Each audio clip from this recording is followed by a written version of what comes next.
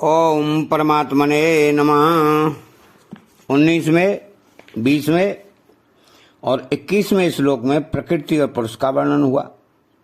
अब आगे के श्लोक में पुरुष का विशेषता से वर्णन करते हैं कि उपद्रष्टानुमंता च भर्ता भोक्ता महेश्वर परमात्ममेति चाप्युक्तो देहे अस्मिन् पुरुषः पर।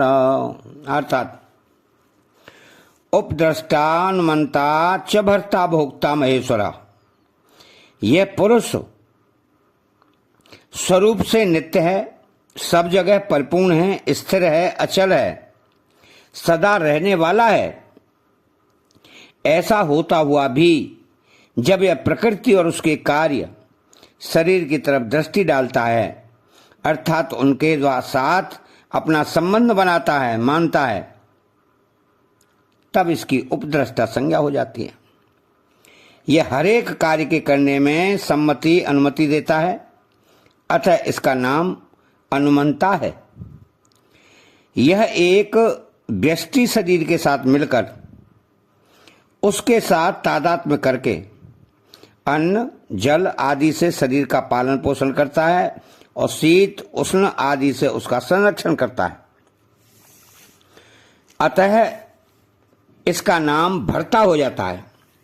तो यह शरीर के साथ मिलकर अनुकूल परिस्थिति के आने से अपने को सुखी मानता है और प्रतिकूल परिस्थिति आने से अपने को दुखी मानता है।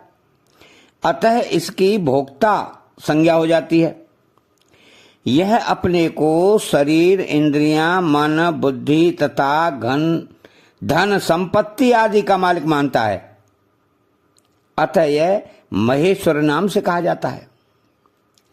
तो परमात्मेति चाप्युक्तो देह अस्मिन् पुरुषः परः, तो पुरुष सर्वोत्कृष्ट है, परम आत्मा है, इसलिए शास्त्रों में इसको परमात्मा नाम से कहा गया है। यह देह में रहता हुआ भी देह के संबंध से स्वतः रहित है।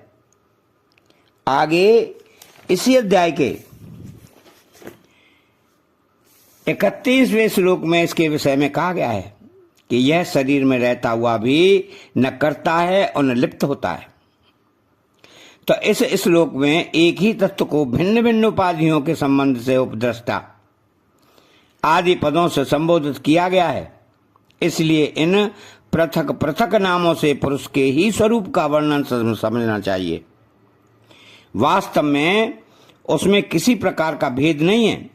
जैसे एक ही व्यक्ति देश काल वेश संबंध आदि के अनुसार भिन्न भिन्न पिता चाचा नाना भाई आदि नामों से पुकारा जाता है, ऐसे ही पुरुष भिन्न भिन्न नामों से पुकारा जाने पर भी वास्तव में एक ही है।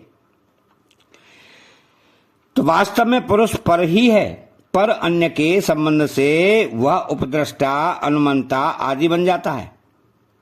जैसे मनुष्य पुत्र के संबंध से पिता, पिता के संबंध से पुत्र, पत्नी के संबंध से पति और बहन के संबंध से भाई आदि बन जाता है। ये संबंध अपने कर्तव्य का पालन करने के लिए ही है, ममता करने के लिए नहीं।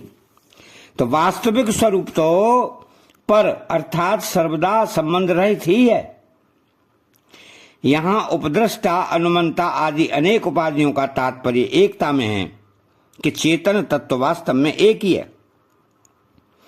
ज्ञान के प्रकरण में प्रकृति और पुरुष दो का ही वर्णन मुख्य है। अतः यहां आए उपद्रष्टा अनुमंता ईश्वर आदि सब शब्द पुरुष के वाचक समझने चाहिए। अतः चैनल को सब्सक्राइब करें, बेल आइकन घंटी को दबाएं और कमेंट बॉक्स में जय श्री कृष्णा लिखें। बोले जय श्री कृष्णा।